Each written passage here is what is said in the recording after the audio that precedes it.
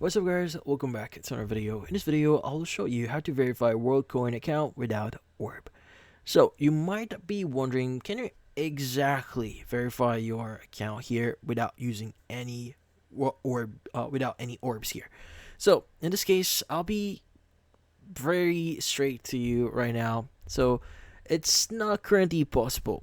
Worldcoin is built around the idea of proving, or in this case, verifying you're actually real, a human being or a unique human being here. And to do that, this requires a one-time in-person scan using this device called the Orb.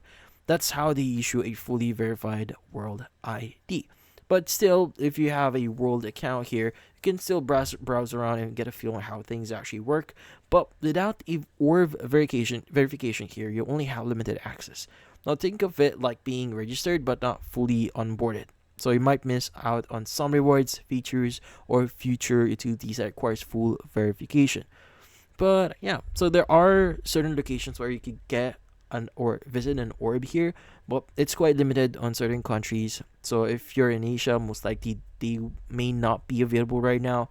But for other countries, you can go and search this online, which in this case, other location for orbs.